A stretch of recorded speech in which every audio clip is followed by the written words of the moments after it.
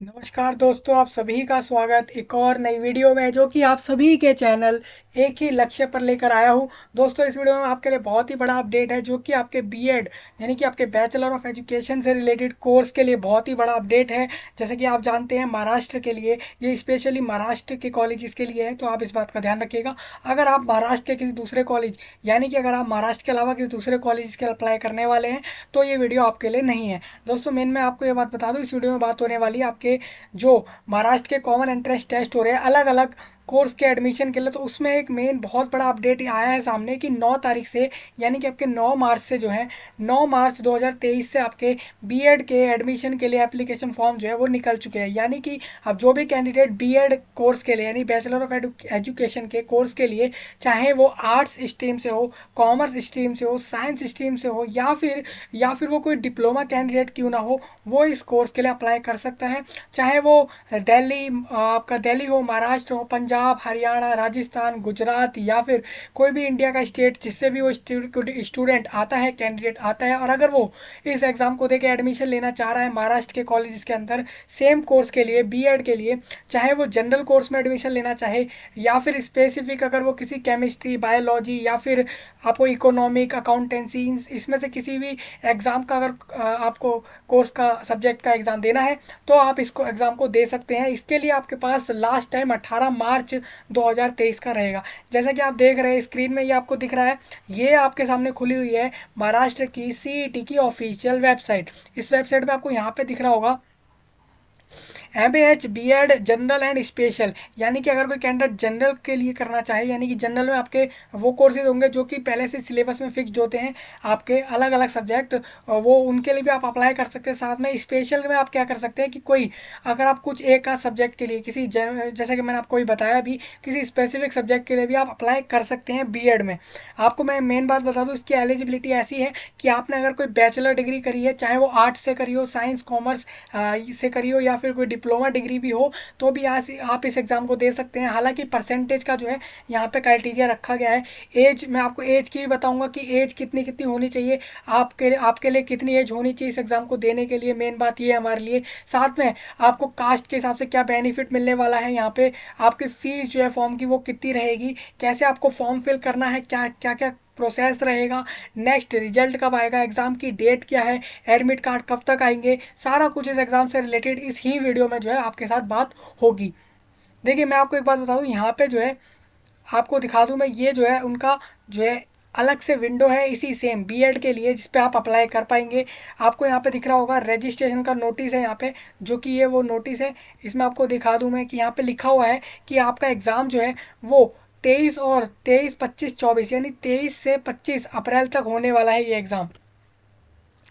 यानी कि आप इस अच्छे से समझ पा रहे होंगे कि ये जो एग्ज़ाम होगा आपका वो 23 24 और 25 में से किसी भी दिन हो सकता है आपका 23 को एग्ज़ाम हो जाए, 24 को हो जाए, 25 को हो जाए। अप्रैल के अंदर होगा ये एग्ज़ाम 2023 में। मैं नेक्स्ट बात बता दूँ आपको, ये 18 मार्च इसका लास्ट डेट है अप्लाई करने का। इस कोर्स के एडमिशन के लिए अगर आपको लेना है महाराष्ट्र के इंस्टीट्यूट में तो आप ले सकते हैं। देखिए, एक बात और यहाँ पे ये है, various examination centres with in Maharashtra state, मतलब कि ऐसा है कि महाराष्ट्र के अंदर ही जो भी आपका सेंटर होगा इस एग्ज़ाम के लिए होगा। ऐसा नहीं है कि महाराष्ट्र के अलावा किसी सेंटर में होने वाला है। अगर कोई कैंडिडेट दिल्ली, राजस्थान, पंजाब जैसे स्टेट से अप्लाई कर रहा है तो उसको महाराष्ट्र में जाकर ही एग्ज़ाम देना पड़ेगा। एक्चुअल में इनके जो कॉलेजेस हैं जिसके लिए एडमिशन हो रहा है ये, वो महाराष्ट्र के ही अंदर स्टेबल हैं, यानी कि वो वहीं पे एस्टेब्लिश है, मतलब वहीं के कॉलेजेस हैं जिनके लिए आपको एडमिशन लेना है। अब देखिए, मेरे पास ये जो है ये एक सिलेबस का नोटिस है, सिलेबस का फाइल है, जो मैं आपको लिंक में दे दूंगा जिससे कि आप आसानी से देख सकें। देखिए, syllabus and marking scheme for BEd CET के लिए आपका जो टॉपिक रहेगा वो एक mental ability, general knowledge, general aptitude, ये आपका रहेगा। 3 टॉपिक, 3 सेक्शन आप इसे बोल सकते हैं। नंबर ऑफ क्वेश्चंस अगर आपको बताऊं तो 40 30 30, यानी कि आपका नंबर ऑफ क्वेश्चंस का रेशो आप देख सकते हैं कि 40 क्वेश्चन आपके मेंटल एबिलिटी से आ रहे हैं, जनरल नॉलेज से 30 क्वेश्चन क्वेश्चन आएंगे और टीचर एप्टीट्यूड से आपके सही 30 क्वेश्चन आएंगे। टोटल नंबर ऑफ क्वेश्चंस 100 आएंगे। 100 मार्क्स का पेपर होगा। हर क्वेश्चन जो है आपका एक एक मार्क्स का होगा, मतलब कि हर एक करेक्ट आंसर पे आपको एक एक मार्क्स मिलेगा। नेक्स्ट आपको बता दूं, यहाँ पे टॉपिक्स लिखे हुए हैं। जनरल एबिलिटी में आपका the content of this test aim to जज your reasoning power. It also help to judge how accurate you can think. This test will contain questions based on series or syllogism, coding, decoding, relationship, analogies, classifications, problems on dice etcetera, ये सब आएगा आपका। Verbal non verbal दोनों form के अंदर आ सकता है। इस बात का आप तैयार रख लीजिएगा कि मेंटल एबिलिटी आपका वर्बल में भी आने वाला है, नॉन वर्बल में भी आने वाला है, सेम यही टॉपिक पर। अब मैं नेक्स्ट आपको बताऊं, जनरल नॉलेज की बता दूं। जनरल नॉलेज में आपके जो टॉपिक आएंगे वो यहाँ पर आने वाले हैं। Local, national, international, past event, current events, affairs includings, ये सारा कुछ इंक्लूड करके science, technology, history, geography, civics, political science और लिटरेचर जनरल, ये सारा कुछ आने वाला है आपका। अब देखिए, आपके अगर मन में डाउट है किस लेवल का पढ़ना है, तो आपको एक कॉम्पिटिटिव, नॉर्मल कॉम्पिटिटिव लेवल जो होता है, एक स्टेट लेवल पे जो एग्जाम होता है उसके लेवल तक का आपको इसके लिए पढ़ लेना है। टीचर एप्टीट्यूड में आपका जो है थर्ड सेक्शन जो रहेगा उसके अंदर आपके जो टॉपिक्स होंगे वो होने वाले हैं आपके leadership qualities, awareness about changes in education and society, communication and professional commitment etcetera. इनके बेस पर आपका सेक्शन 3 रहेगा। देखिए, मैं आपको बता दूं, ये पूरा पेपर आपका MCQ आएगा, यानी कि यहाँ पे कोई भी आपका जो है एक भी ऐसा आंसर नहीं है जो थ्योरेटिकल है। सारा कुछ MCQ पार्ट में रहेगा। 4 ऑप्शंस होंगे, आपको उसमें से एक ऑप्शन पे टिक करना है जो कि सही है। अगर आपका बाई चांस आंसर गलत होता है तो यहाँ पे मार्क्स बिल्कुल नहीं कटने वाला है। नेक्स्ट यहाँ पे मेन बात यह है कि 90 मिनट्स आपको मिलेंगे, यानी 1.5 आवर्स में आप इस एग्ज़ाम को कंप्लीट कर सकेंगे। नेक्स्ट यहाँ पे बता दूँ, मीडियम आपका इंग्लिश और मराठी दोनों मीडियम में ये एग्ज़ाम आपका आएगा। अब देखिए, यहाँ पे एक चीज़ ये भी है, आपको जो BEd पढ़ाया जाएगा, मैं आपको बता दूँ, जो कॉलेजेस के अंदर आपको BEd कोर्स पढ़ाया जाने वाला है, उसके लिए आप जो भी कैंडिडेट एडमिशन लेने चाह रहे हैं इस कोर्स के ज़रिए, तो उनको ELCT का अलग से एग्ज़ाम देना पड़ेगा, जो आपका इंग्लिश मीडियम के लिए रहेगा, यानी कि इंग्लिश लैंग्वेज कमिट टेस्ट, ये आपका एग्ज़ाम रहेगा ELCT।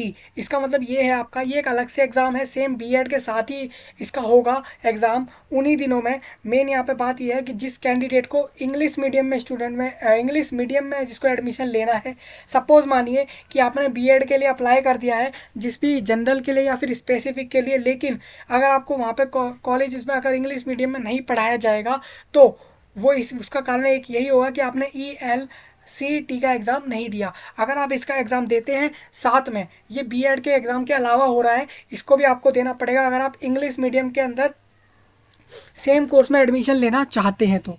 मेन मैं आपको यहाँ बता दूँ, इसके अंदर टॉपिक जो आएंगे आपका, ये अलग एग्ज़ाम है, इसमें आपका 50 टोटल नंबर ऑफ क्वेश्चन यहाँ पे आने वाले हैं 50, और सेम इसी तरीके से मैक्सिमम मार्क्स भी 50, यानी कि 50 क्वेश्चन और एक्स्ट्रा आपके अलग इस पेपर में आएंगे जो आपको अलग से देना होगा अगर आपको इंग्लिश मीडियम के कॉलेज में एडमिशन लेना है, जिसमें आपके टॉपिक रहेंगे रीडिंग कॉम्प्रिहेंशन, वोकेबुलरी फोकस और ग्रामर फोकस, सेंटेंस फॉर्मेशन और phonetics, verbal idioms and proverbs, figures of speech, ये सब आपको पढ़ना है। नंबर ऑफ क्वेश्चन भी आप देख सकते हैं, सबसे ज़्यादा आपका रीडिंग कॉम्प्रिहेंशन यहाँ पे आएगा।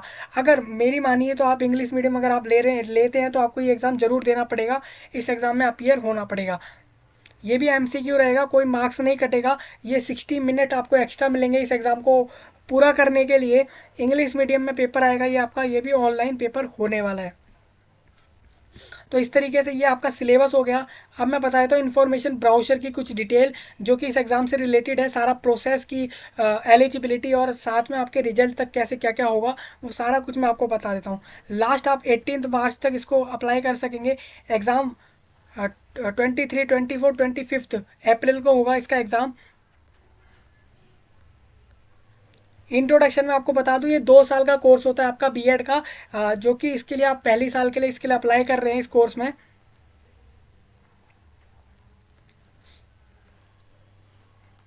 देखिए, एलिजिबिलिटी अगर मैं आपको बताऊं, कैंडिडेट को इंडियन होना ज़रूरी है, मतलब कि वो अपने इंडियन नेशन से है, अगर भारत का है तो वो इस एग्ज़ाम को अप्लाई कर पाएगा आसानी से।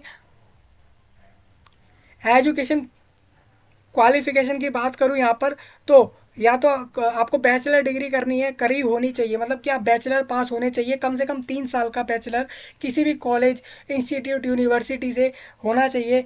और अगर आपने साथ में मास्टर करा है वो और बढ़िया बात है, लेकिन बैचलर पास स्टूडेंट भी इसको एग्ज़ाम को अप्लाई कर सकेगा, वो भी आसानी से। नेक्स्ट आपको मेन बात बताऊँ तो subject includes in the field mentioned in column number 4 studied at UG PG level as specified optional subject.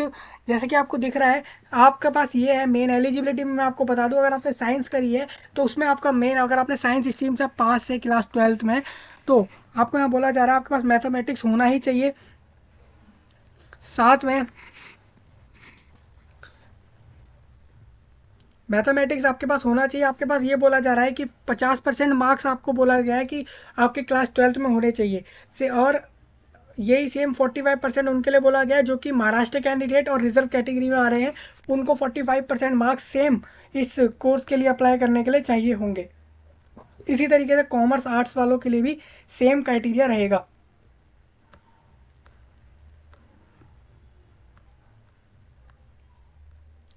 अब देखिए यहाँ पे एक मेन बात ये है कि जो भी फाइनल ईयर में है उनके लिए मैं बता दूं, जो भी फाइनल ईयर में है बैचलर की, तो वो अप्लाई कर सकते हैं। नहीं, वो एक मिनट में आपको बता दूं, who are appearing that have appeared for the qualifying examination UG academic year 23-24 are also eligible to apply. देखिए यहाँ पे क्या लिखा है, मेन बात ये बहुत सबका डाउट रहता है फाइनल ईयर वालों का, तो मैं आपको बता दूं फाइनल ईयर में अगर आप हैं, चाहे वो बैचलर हो या मास्टर हो, यानी कि यूजी पीजी आपका हो, उसमें आप फाइनल ईयर में हैं अगर, तो आप इसको अप्लाई कर सकते हैं इस एग्ज़ाम के लिए।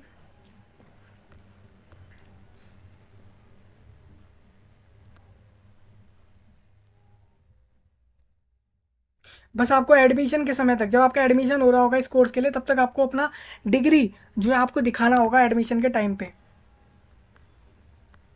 देखिए यहाँ मैंने आपको जैसा बताया था, ELCT का एग्ज़ाम आपको अलग से देना पड़ेगा जो इंग्लिश मीडियम में एडमिशन लेना चाह रहे हैं। क्योंकि मेन बात ये है यहाँ पे कि अगर आपको आगे चल के बोला आपको इंग्लिश मीडियम में नहीं पढ़ाए जा रहे सब्जेक्ट, तो इसका मतलब ये है कि आपने ELCT का एग्ज़ाम नहीं दिया है। तो यहाँ पहले ही बोला जा रहा है ये आपको अलग से इस एग्ज़ाम को देना पड़ेगा, सेम फॉर्म में फिल करना पड़ेगा इसके लिए भी ऑप्शन कि आपको ये एग्ज़ाम भी देना है।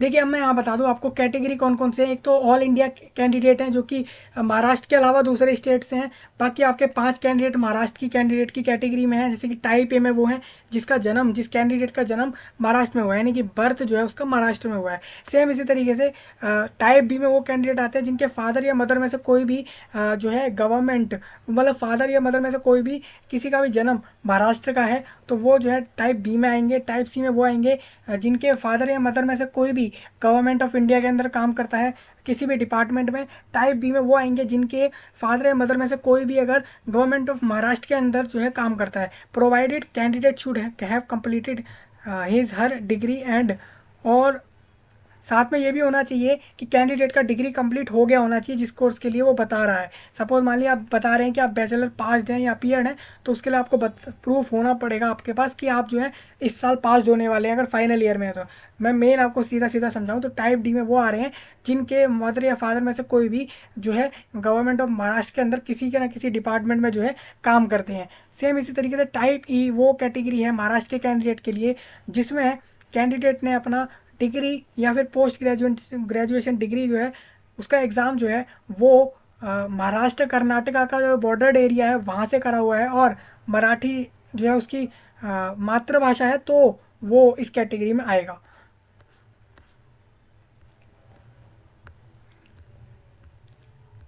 देखिए 7वीं कैटेगरी हमारी आ जाती है जम्मू एंड कश्मीर मिग्रेंट कैंडिडेट हो जाते हैं हमारे।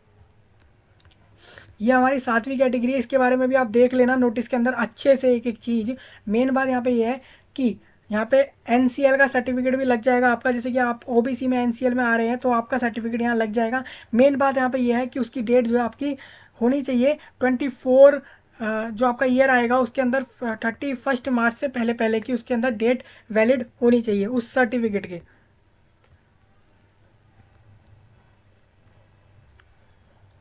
देखिए यहाँ पे कोई आपको एज लिमिट नहीं है, अगर आपकी 20, 25, 30 एज भी है तो भी आप इस एग्ज़ाम को दे सकते हैं। क्योंकि मैं ये बात बहुत दो चार चीज़ें होती है एलिजिबिलिटी में, एक आपका क्वालिफिकेशन जो कि आपको बता दिया है, तो बैचलर या post graduate appeared last year या फिर आप उसमें पासड हैं। नेक्स्ट चीज़ यहाँ पे आती है एज की, तो एज में आपको बता दूँ कि एज में यहाँ पे कोई सारा रिलैक्सेशन ही है, कोई अपर एज में कुछ नहीं बोला गया है। आपका एज 30 है, 32 है तो आप दे सकते हैं इस एग्ज़ाम को। नेक्स्ट चीज़ यहाँ पे एक आती है, वो आपके आपसे रिलेटेड है आपके स्टेट वाइज में, तो आप किसी भी स्टेट से हैं तो आप इसके लिए अप्लाई कर सकते हैं। हालांकि सेंटर जो है वो महाराष्ट्र स्टेट में ही होगा इसका।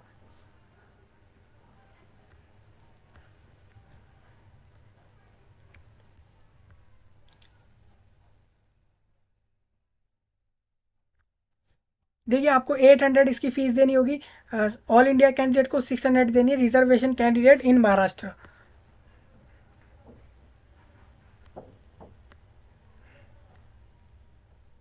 देखिए प्रोसेस ऐसे रहेगा, पहले आपको रजिस्ट्रेशन करना है, उसके बाद जो है आपको अपना एप्लीकेशन फॉर्म फिल करना है, उसके बाद उसको आपको फ़ीस पेमेंट करना रहेगा। इस तरीके से आपके 3 स्टेप में होगा। मेन आपको डॉक्यूमेंट में एक फ़ोटोग्राफ अपना चाहिए, एक सिग्नेचर का इमेज चाहिए और एक आपका आईडी प्रूफ चाहिए होगा। देखिए तीनों के फॉर्मेट आपको बता दूं, जेपीजी में जेपीजी या जेपीईजी में अगर आपका फॉर्मेट है आपका इमेज का और सिग्नेचर का तो चल जाएगा, और साथ में आपका आईडी प्रूफ के डॉक्यूमेंट में आपका जो है यहाँ पे, और आपका अगर कोई सर्टिफिकेट लगा रहे हैं कास्ट सर्टिफिकेट तो उसका फॉर्मेट भी पीडीएफ होना चाहिए। हालांकि साइज़ यहाँ पे लिखा हुआ है कितना साइज़ उसका होना चाहिए, जैसे कि आप देख सकते हैं फ़ोटो का साइज़ जो है वो 50 KB के अंदर अंदर हो जाना चाहिए। सिग्नेचर का साइज़ भी इसी तरीके से यहाँ पे लिखा हुआ है कि वो 20 KB के अंदर अंदर होना चाहिए।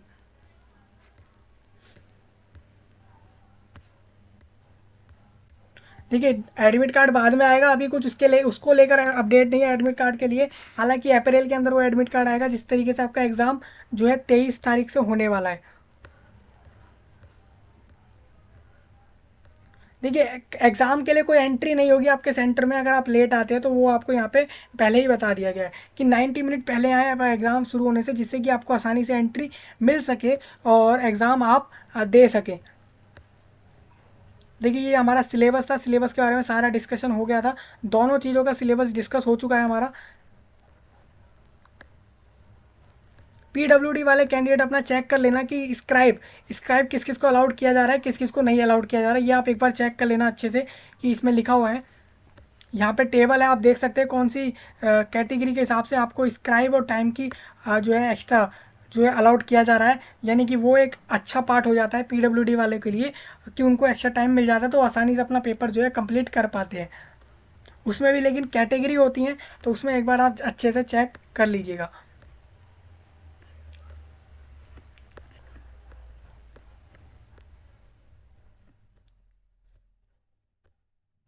देखिए ये आपका ऑनलाइन एग्ज़ाम होगा, जैसे कि आपको बता दूं ये आपका कंप्यूटर बेस्ड एग्ज़ाम होने वाला है ऑनलाइन में। जैसे और एग्ज़ाम होते हैं आपके 4 ऑप्शन एमसीक्यू में मिलेंगे आपको, ये कंप्यूटर पे एग्ज़ाम होगा। आपको अगर नहीं पता है कि सीबीटी एग्ज़ाम होता कैसे है तो आप उसका वीडियो देख सकते हैं आसानी से, उसमें एक एक चीज़ जो है वो आपको सीबीटी से रिलेटेड सारा कुछ जो है उस वीडियो में जो है समझाया हुआ है। देखिए इस तरीके से आपको एग्ज़ाम में इस तरीके से रेड ग्रीन इस तरीके से ऑप्शंस देखने को मिल जाएंगे।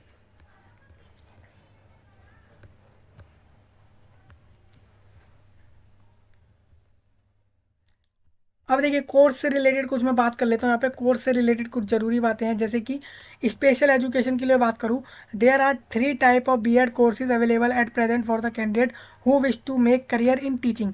देखिए आप ये बीएड का एग्जाम टीचिंग के लिए होता है, जैसे कि मैं आपको बता दूँ बैचलर ऑफ एजुकेशन, इसमें आप टीचिंग यानी कि आप आगे चल के पढ़ाने वाले हैं इंस्टीट्यूट कॉलेजेस स्कूल्स में, तो उसके लिए जो है ये कोर्स हो रहा है आपका। मेनली यहाँ पे मेन बात आपकी ये है कि आप जो है बीएड किस किस में कर सकते हैं। आप बीए बीएड कर सकते हैं, बीएससी बीएड कर सकते हैं। उसके लिए आपको यहाँ बता दिया गया है बीएड स्पेशल भी आप कर सकते हैं। स्पेशल में क्या होता है ना, मैं दोनों दोनों की बता देता हूँ मेनली क्या है। The candidate who have appeared for HSC examination और क्वालिफाइड देयर एचएससी आपका क्लास 12 की बात हो रही है in Maharashtra affiliated to state board और CBSE ICSE बोर्ड, तो वो इस एग्ज़ाम को दे सकता है। मैं आपको बता दूं, अगर आपने अपना 12th कर रखा है किसी भी सेंट्रल या स्टेट बोर्ड से, तो आप BA BEd या BSc BEd महाराष्ट्र के कॉलेज से कर सकते हैं इस एग्ज़ाम के बाद, लेकिन उसके लिए आपका 12th पास होना चाहिए या पीएड होनी चाहिए इस साल, तो आप इस एग्ज़ाम को दे सकेंगे। देखिए BEd रेगुलर में क्या है कि graduate in school subject and post graduate in junior college subject can do 2 year regular BEd। ये 2 साल का कोर्स है, जैसे कि मैंने आपको पहले भी बताया था। स्पेशल में क्या होता है कि आपको एक सब्जेक्ट चूज़ करने का ऑप्शन मिल जाता है। हालांकि जनरल वाला भी अगर आप लेते हैं तो उसमें आपको जनरल कोर्सेज बाकी सारे जैसे होते हैं सिलेबस के हिसाब से, वैसा यहाँ पे जो है आपका रहता है। देखिए ये स्क्राइब के लिए डिक्लेरेशन फॉर्म है, ये फिल करना पड़ेगा PWD कैंडिडेट को। अगर एप्लीकेशन फॉर्म में मांगा जाता है तो ये फिल करके आपको अप्लाई करना पड़ेगा, मतलब सबमिट करना पड़ेगा। फॉर्मेट PDF होगा आपका इसका भी, क्योंकि ये सर्टिफिकेट है, जैसे कि मैंने आपको पहले ही बोला था, सर्टिफिकेट का फॉर्मेट PDF में रखना है आपको।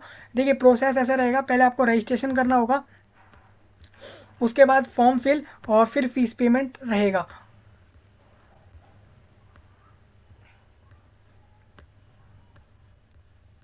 अब देखिए ये वो डिटेल है, जैसे कि मैं आपको बता दूं, ये सब्जेक्ट का सिलेक्शन इस तरीके से होगा।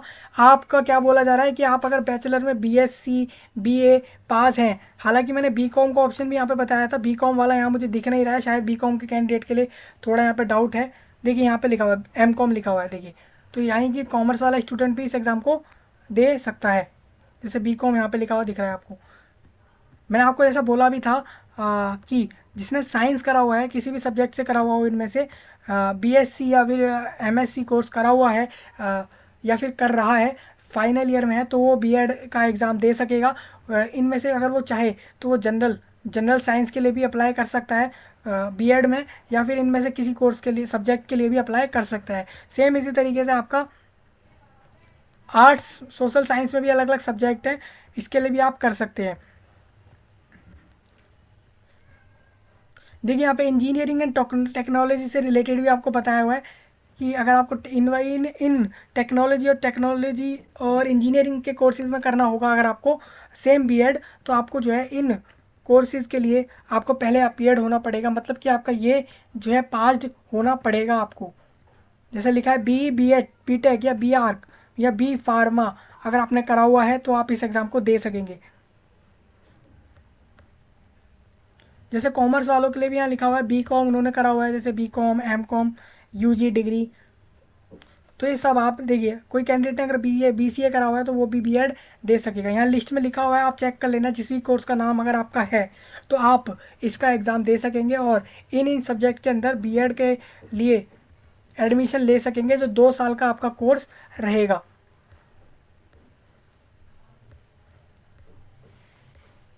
तो यही आपके लिए जो है पूरा जो है ये वीडियो था, मेनली आपके BEd के एडमिशन के लिए, जो कि आपके महाराष्ट्र के कॉलेजेस में होगा आपका इस साल 23 के अंदर। BEd के कोर्सेज़ में अलग अलग सब्जेक्ट के लिए आप एडमिशन ले सकेंगे इस एग्ज़ाम को देने के बाद। मेन बात यहाँ पे देखिए, इस बात को मत भूलिएगा कि आपका ELCT एग्ज़ाम जो है वो आपको अगर देना पड़ेगा, अगर आप इंग्लिश मीडियम कॉलेज के अंदर एडमिशन लेना चाह रहे हैं तो।